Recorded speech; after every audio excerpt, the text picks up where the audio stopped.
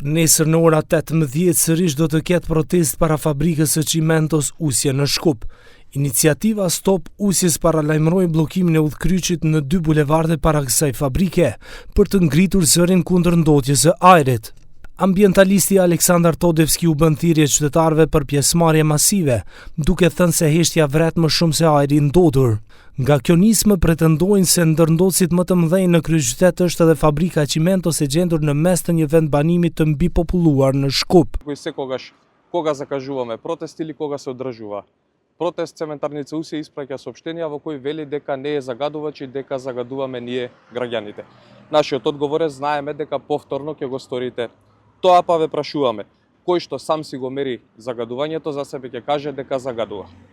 А кој загадува, знаеме и чувствуваме сите. Ние не веруваме во вашите мерења, затоа е потребно исполнување на нашите барања.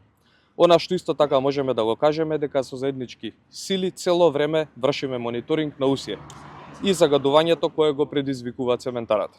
Sipas lejes ekologjike A të integruar, grimcat e ndaluara PM2.5 dhe PM10 janë mbi pragun e lejuar shpeshherë, por që sipas tyre kjo mohohet nga kompania duke u hedhur fajin ambisrive dhe makinave. Nga kompania Titan Usje përmes një kumtese thonë se akuzat e kësaj nisme janë të pabazuara në argumente dhe të anshme kundër kompanisë së tyre. Ata mohojnë të jenë ndotësit të ajrit në Shkup. Kompania zbaton praktikat më të mira të disponueshme në prodhimin dhe përdor teknologji identike me kompanitë më të mira në industrinë e Cimentos në Bashkimin Evropian. Ne i kuptojmë plotësisht qetësimet në lidhje me cilësinë e ajrit në Shkup, por besojmë se sulmet ndaj veprimtarisë son, të cilat nuk bazohen në argumente dhe të dhëna, janë të pasakta dhe të anshme dhe në të njëjtën kohë nuk kontribuojnë në gjetjen e zgjidhjeve të vërtetë.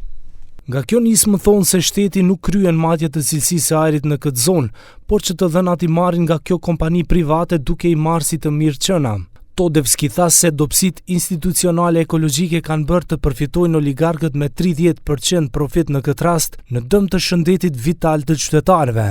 Kërkesa tjetër e tyre është që stacioni matës i ajrit tek Usje, e vendosur nga komuna e Kisellavodës në 2023 të filloj me matje të vazhdueshme 24/7 dhe publikimi të dhënave të tyre në mënyrë transparente. Ndërkohë në fillim të muajit janar, Inspektorati i Mjedisit Jetësor dhe Qeveria mbajtën një konferencë të përbashkët për shtyp, ku deklaruan se as 2 kontrolle të rregullta dhe as 4 kontrolle të jashtëzakonshme dhe të paparalajmëruara të fabrikës së Cimentos Titan Usje, të kryera nga institucionet kompetente shtetërore dhe lokale, nuk kanë konstatuar se kjo fabrikë ndikon në rritjen e madhe të ndotjes së ajrit në Shkup.